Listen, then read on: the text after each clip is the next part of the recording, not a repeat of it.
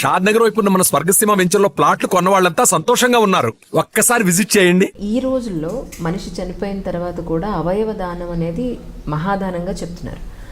మీ mother కాలం చేసినప్పుడు మీరు ఇచ్చిన అవయవ దానానికి ప్రజలంతా జోహార్లు అన్నారు. ఒక విధంగా చెప్పాలంటే ఎవరు ఈ మధ్యకాలంలో అవేర్నెస్ పెరిగింది, అలా ఇవ్వాలి, ఇస్తే 10 మందికి, లేని వాళ్ళకి, కళ్ళు లేని వాళ్ళకి కళ్ళు, ఏ అవయవం లేకపోతే అవయవాన్ని చేయడం అనేది చాలా గొప్ప విషయం. దాన్ని కూడా మీరు ఈ విధంగా చేశారని చెప్పి అవతరాలు పాయింట్అవుట్ చేయడం నిజంగా అది బాధాకరం సార్. అంటే చాలా నీచమైన మాట కదండి అది. We need not even respond because these talks are below contempt చేసుకోవడం కాదు, అంతకంటే కింద ఉన్న మాటలు ఇవి. మనస్థిమితం లేక లేదు యాంగ్విష్లో మాట్లాడిన మాటలు అయి ఉండొచ్చు. మా అమ్మగారి విషయంలో చాలా ఇబ్బందికరంగా జరిగింది. ఎందుకనంటే హైదరాబాద్లో ఆర్గన్ డొనేషన్ మీద అవగాహన లేని టైంలో, ఆవిడ చనిపోతారని ఇంత హింట్ కూడా లేని టైంలో ఆవిడకి బ్రెయిన్ క్యాన్సర్ వచ్చింది, ట్యూమర్. ఇప్పుడు మీకు ఫ్రంటల్ పార్ట్ ఆఫ్ ద బ్రెయిన్లో ఎక్కడో ట్యూమర్ వచ్చిందనుకోండి, చూపు ఎఫెక్ట్ అవ్వచ్చు. మీరు అప్పుడు చెప్పచ్చు డాక్టర్కి సరిగ్గా కనపట్టలేదు అని.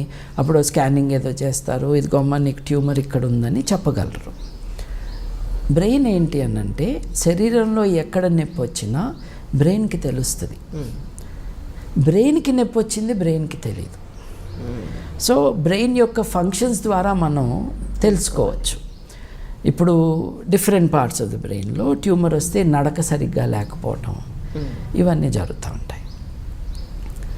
మా మదర్కి బ్రెయిన్ స్టెమ్లో వచ్చింది. Brain stem controls your breathing and your heart. అది ఎప్పుడైతే ఎఫెక్ట్ చూపిస్తుంది అని అంటే ఆ బ్రీతింగ్ ఆగిపోయినప్పుడు, మనకి వార్నింగ్ లేదు, ఏమీ లేదు.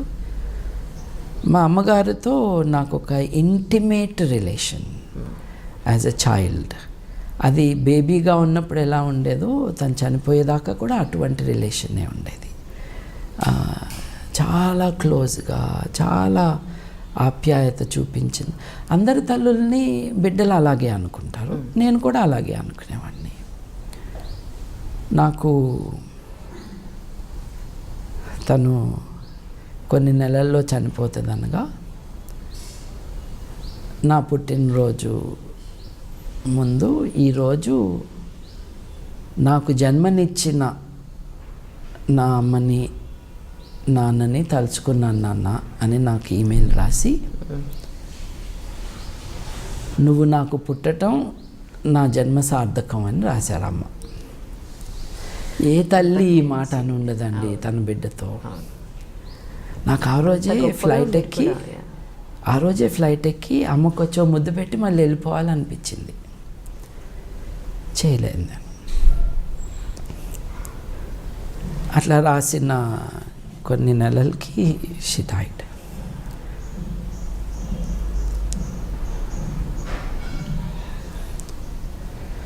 మనకి జన్మనిచ్చిన తల్లి వేరే వాళ్ళకి ప్రాణం కూడా. అంటే మీరు ఎంత గొప్పగా లేకపోతే ఆ తల్లి అంత హ్యాపీగా ఫీల్ అవుతుంది చెప్పండి. అందరి తల్లులు అలాగే అనుకుంటారండి బిడ్డల్ని. నా తల్లి నా మీద అటువంటి ప్రేమ, ఎఫెక్షను అది. సో తన ప్రాణం పోయింది వెంటిలేటర్ మీద. అంటే హార్ట్ బీట్ అవుతూ నాకు కనపడాలని మా నాన్నగారు వెంటిలేటర్ మీద పెట్టించారు. There is no hint that she would die. తలనొప్పి వచ్చింది, హాస్పిటల్ తీసుకెళ్లారు, స్కాన్ చేశారు, చాలా పెద్ద ట్యూమర్ ఉంది అని చెప్పారు. ఆ స్కానింగ్నే తను సర్వైవ్ కాలేదనుకుంటా, it's almost gone. So at least బాబు వచ్చేదాకా హార్ట్ బీట్ ఉండాలి అని వెంటిలేటర్ మీద పెట్టించారు మా నాన్నగారు. అంటే బ్రెయిన్ డెత్ జరిగి still the body organs are alive.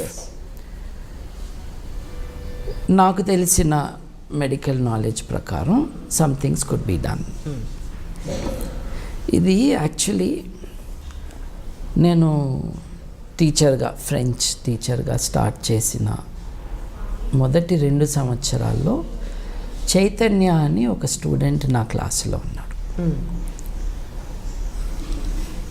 తను ఇంటర్మీడియట్ చదువుతున్నాడు, నేను డిగ్రీలో ఉన్నాను. నేను ఐ స్టార్టెడ్ టీచింగ్ అర్లీ. పాపం చైతన్య నా క్లాస్ తర్వాత బైక్ మీద వెళ్తూ లారీ కింద పడి చనిపోయాడు. అయ్యో. చైతన్య చనిపోయినట్టు నాకే వివరం అందించారు. ఓకే. ఆ బాడీ ఎక్కడుంది ఏంటో కనుక్కొని ఆ తల్లిదండ్రులతో మాట్లాడటానికి వెళ్ళి ఉస్మానియా మార్చరీలో ఉండి వాళ్ళతో నేను ఇంటికి వచ్చి నేను ఇలా జరిగింది అని మా అమ్మగారితో నాన్నగారితో చెప్తున్నాను. నాన్నగారు రైతు కాబట్టి మధ్యాహ్నం టైంకి ఇంటికి వచ్చేవాళ్ళు. మేము కలిసే భోంచేసేవాళ్ళం, అమ్మ నేను నాన్నగారు. ఇలా గనక నాకు జరిగితే నా ఆర్గన్స్ని మీరు ఎవరికైనా ఇవ్వాలి అని నేను నా తల్లిదండ్రులతో అన్నాను. ఎప్పుడూ చేయని మా నాన్నగారు చివుక్కున లేచి భోజనం మానేసి వెళ్ళిపోయారు. నా బిడ్డ తన చావు గురించి నా ముందు చెబుతున్నాడు అన్న బాధతో. అయితే నేను అమ్మతో అన్నా, నువ్వేమంటావమ్మా అంటే, కరెక్ట్ అమ్మ నువ్వు చెప్పింది అన్నారు అమ్మ. అంటే అమ్మ నాకు ఆ రోజు పర్మిషన్ ఇచ్చినట్టు. కాబట్టి నేను మా అమ్మగారి సిస్టర్ అండ్ బ్రదర్స్ ఇద్దరితో ఫోన్లో మాట్లాడి పర్సనల్గా, బ్రదర్ అండ్ సిస్టర్ పర్సనల్గా మాట్లాడి ఇట్లా చేద్దాం అనుకుంటున్నాను అంటే మా మేనమామ గారు చాలా బ్యాడ్గా రియాక్ట్ అయ్యారు. ఫస్ట్ నాతో కాదు, మా నాన్నగారితో. కానీ ఆ వెంటిలేటర్ మీద దాదాపు 1.5 days ఉన్నారు. ఎందుకున్నారు అని అంటే ఈ బాడీని ఎవరు యాక్సెప్ట్ చేస్తారో అర్థం కావట్లా. Osmania university, Gandhi hospital, Osmania hospital, Gandhi hospital, వీళ్ళెవరూ ఎస్ అంటలేదు. వాళ్ళకి తెలీదు ఏం చేయాలో. నా డాక్టర్ ఫ్రెండ్స్, మరి నేను మెడిసిన్ చేద్దామనుకుని కదా ట్రై చేసింది. నా ఫ్రెండ్స్ చాలామంది డాక్టర్లు అయ్యారు కదా, వాళ్ళు వచ్చి నా తరపున ఫోన్లు చేసి ఇట్స్ నాట్ మూవింగ్ ఫార్వర్డ్. తర్వాత కిమ్స్ వాళ్ళు ఎస్ అన్నారు. ఈ ప్రాసెస్కి 1.5 days పట్టింది. ఈ రోజున్నరలో మా మేనమామ గారు కూడా హీ కేమ్ రౌండ్. అరే నువ్వు ఒక ఫౌండేషన్ పెడితే నేను కూడా దానికి బోర్డులో ఉంటాను రా అని అన్నారనమాట. ఈ 1.5 days ఎక్స్ప్లెయినింగ్ ద డెసిషన్. నేను చెప్పాను, నా తల్లి నేనే చేస్తాను, కానీ మీరందరూ కూడా ఇది కరెక్ట్ అని అనుకోవాలి. దట్ ఈస్ మై, మా నాన్నగారు నేను నిర్ణయించుకున్నాం ఇది. అలా నాకేం చెప్పారంటే, లివర్ ట్రాన్స్ప్లాంట్ అన్నది ఇక్కడ చేయలేము, బెంగళూరులో అయితే చేస్తారు. ఇంకొక ప్రాణాన్ని కాపాడొచ్చు కదా. సో నేను బెంగళూరుకి బాడీని నేనే తీసుకెళ్తాను, ఫ్లైట్ బుక్ చేసి బెంగళూరులో చేయిద్దాము అన్నాను. అయితే నాకు అప్పుడు ఏం చెప్పారంటే, చాలా ప్రికేరియస్ కండిషన్లో ఉంది. దాని అర్థం ఏమిటి అని అంటే, ఇంత వెంటిలేటరు ఇంత ఉన్నా కూడా the body may stop that little sign of life, then no organ can be donated. అది మొత్తానికి. సో ఐ సెడ్ ఓకే, ఇక్కడే చేయండి అని. సో ఎల్వి ప్రసాద్ నుంచి వచ్చి కార్నియా చాలామంది చేస్తారు. ఇన్ఫ్యాక్ట్ మా నాన్నమ్మ గారు, నేను మా నాన్నమ్మ గారిని అమ్మమ్మ అనేవాడిని, ఎందుకంటే నా కజిన్స్కి ఆమె అమ్మమ్మ కాబట్టి. ఓకే. మా నాన్నమ్మ గారు చనిపోయినప్పుడు నా కజిన్ రంగనాథ్ అందరూ సాడ్గా ఉన్నప్పుడు, లేదు మనము కార్నియా డొనేట్ చేయాలన్నా అని చెప్పి లయన్స్ క్లబ్ వాళ్ళని కాంటాక్ట్ చేసి నిజామాబాద్ డిస్ట్రిక్ట్లో మారుమూల గ్రామానికి కూడా లయన్స్ క్లబ్ వచ్చేటట్టు వాడు చేసి he made it possible to give eyesight to 2 people. Okay. అంతమందికి ఒకసారి కుటుంబంలో లెక్కలు వేశారు. మా నాన్నమ్మ గారు ఎంతమంది కుటుంబం బయట వాళ్ళకి భోజనం పెట్టారు అని. ఎందుకంటే రోజు 15-20 మంది వారాల పిల్లలు రావటం రోజు.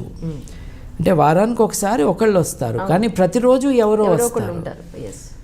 అట్లా 3 లక్షలు ఎంతో మందికి పెట్టారు అని ఒక లెక్కలు వేసుకున్నారు. మా నాన్నమ్మ గారి గురించి అలా ఉండేది, ఒక పెద్ద సంస్థానం నడిచేది. ఆవిడ కళ్ళు ఇద్దరికి చూపివ్వటం అన్నది కూడా చాలా గొప్ప విషయం. కాబట్టి అది చేయించాడు, నా కజిన్ చేయించాడు, తను దగ్గరలో ఉన్నాడు, తను చేయించాడు. మా అమ్మగారి కళ్ళు కూడా అలా ఇవ్వటం, కిడ్నీ ట్రాన్స్ప్లాంట్ కూడా జరిగింది. డాక్టర్ గారు నేను అడిగిన ప్రశ్న ఒకటే, is there any financial transaction here అని. కిడ్నీలు అమ్ముకుంటున్నారుగా. అంటే ఆయన డాక్టర్ గారు నన్ను దగ్గర తీసుకుని దాదాపు కావలించుకున్నంత పని చేసి, నేను కూడా నా ఫీజు తీసుకోవట్లేదండి మీరు చేస్తున్న దానికి, మా మెడికల్ రిజిస్టర్లో బ్లడ్ గ్రూప్ మ్యాచ్ అయ్యి బెస్ట్ ఛాన్స్ ఆఫ్ ట్రాన్స్ప్లాంట్ ఎవరికి ఉంటుందో అని మేము ఇద్దరిని అనుకున్నాము అని అన్నారు. ఇట్ సో హ్యాపెన్స్ ఒకరు హిందూ ఒకరు Muslim, but blood group decided, not their religion. Blood group main match అవ్వాల్సిందే అది. అదే అప్పుడు హాస్పిటల్ వాళ్ళు ఒక పెద్ద ప్రెస్ కాన్ఫరెన్స్, మీడియా కాన్ఫరెన్స్ పెట్టి ఆ ఇద్దరు సర్వైవర్స్ని నా పక్కన దగ్గర కూర్చోబెట్టి డాక్టర్లు వచ్చి ఈ ఆర్గన్ ట్రాన్స్ప్లాంట్ అన్నది చేయాలి అని చెప్పారు. విచారకరమైన విషయం ఏంటంటే, నేను అప్పుడు ఇక్కడున్న వాళ్ళల్లో డాక్టర్లలో ఎవరు తమ డెత్ తర్వాత అవకాశం మెడికలీ కరెక్ట్ అయితే బాడీ ఆర్గన్ డొనేషన్ చేస్తారు అని, అంతమంది డాక్టర్లలో ఇద్దరే మేము చేస్తామని. డాక్టర్లు కూడా చేయటానికి సన్నద్ధంగా లేరు. So that is culturally how we are. మా నాన్నగారు ఇటీవలే చనిపోయారు 1.5 years బ్యాక్. ఆయన కేసులో only cornea was possible. Then we donated the body for medical research. అమ్మగారి విషయంలో కూడా బాడీ వాజ్ డొనేటెడ్. కాళోజీ తాతగారు మా ఫ్యామిలీకి అత్యంత ఆప్తుడు. నక్సలైట్ విషయంలో కొంచెం కోపంగా ఉండి లాస్ట్లో ఎక్కువ మాట్లాడుకోలేదు. ఆయన నక్సలైట్లు చేసిన హత్యలు తప్పు కాదని అన్నందుకు నేను మాటలు మానేశాను తాతగారితో. ఏ హత్య అయినా హత్య అన్నది నా పాయింట్. కాళోజీ గారు అమ్మ చనిపోయింది అని తెలిసి, నేనన్నా పోయి ఉంటే బాగుండేది, అమ్మాయి పోయింది అని ఏడ్చారట. మా అమ్మగారు అటువంటి ఎఫెక్షన్ ఇచ్చేవాళ్ళందరికీ. But that's the story of my mother. Organ donation అన్నది చనిపోయినా కూడా బతికే అవకాశం, అంటే బతికుండే అవకాశం. Not as a personal entity, but life is so wonderful, life is unique. Everybody's life is unique. So వాళ్ళకి మనం హెల్ప్ చేయగలిగితే బాగుంటుంది. అన్ని మతాల వాళ్ళు కూడా ఆర్గన్ డొనేషన్ చేయటం అన్నది ఒక గొప్ప ఉదాత్తమైన విషయం అని భావించే పరిస్థితికి వాళ్ళు వచ్చాయి. ఒకప్పుడు కార్నియా, కళ్ళు డొనేట్ అని అంటారు, యాక్చువల్లీ ఉల్లిపొర లాంటి కార్నియా మట్టుకే ఇచ్చేది, ఐబాల్ అంతా ఇవ్వరు. ఈ కార్నియా డొనేట్ చేస్తే వచ్చే జన్మలో మళ్ళీ కళ్ళు ఉండవేమో అని భయపడటము, ఇట్లాంటి అనుమానాలు, భయాలు మోడర్న్ ఏజ్లో తగ్గినాయి. పోలేదు కానీ తగ్గినాయి. ఎగ్జాంపుల్, ఇప్పుడు పిల్ల దేశం శ్రీలంక, ఎంతమంది ఉంటారన్న అక్కడ? మన దగ్గర 3 డిస్ట్రిక్ట్లు కలిపితే అంత ఉంటారు అక్కడ. అట్లాంటి శ్రీలంకలో ఇచ్చే కార్నియల్ గ్రాఫ్టింగ్కి ఇచ్చే డొనేషన్స్ మొత్తం భారతదేశం కంటే ఎక్కువ. ఇంత పెద్ద దేశం, కల్చరల్ ఇన్హిబిషన్స్ ఉన్నాయి. We should move it forward. అందరం కూడా ఆస్తులు ఎట్లా పంచాలి, నా తర్వాత నా తదనంతరం ఎలా ఉండాలి అని ఆలోచించుకుంటున్న వాళ్ళు ఇది కూడా వారి డెసిషన్గా ప్రకటించాలి. ఆఫ్ కోర్స్ చనిపోయిన వ్యక్తి he cannot implement his decision. So కుటుంబ సభ్యులతో మాట్లాడి వాళ్ళని కన్విన్స్ చేసి, ఇదేమీ రిలీజియస్గా కానీ ఇంకో రకంగా కానీ డ్యామేజింగ్ కాదు, మంటలో తగలబెడితే కాలిపోయే శరీరం, ఖననం చేస్తే కుళ్ళిపోయే శరీరం, దీనికి మనం ఇంకొక ఇంకొక లైఫ్ ఇవ్వచ్చు.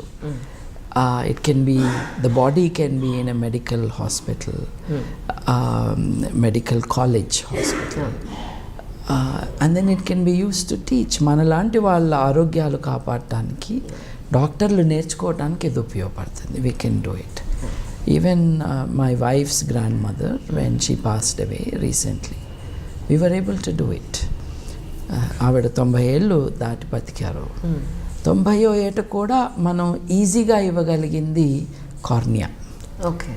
సో ఎవరైనా సరే వేరే వారికి కంటి చూపు ప్రసాదించవచ్చు వెళ్తూ వెళ్తూ. It's a good thing to do. Exactly sir. మానవాళి కోసం చేయాలి. And I hope every one will do it. ఇది ఒక ఫ్యామిలీ ట్రెడిషన్గా ఎస్టాబ్లిష్ చేసుకోవాలి.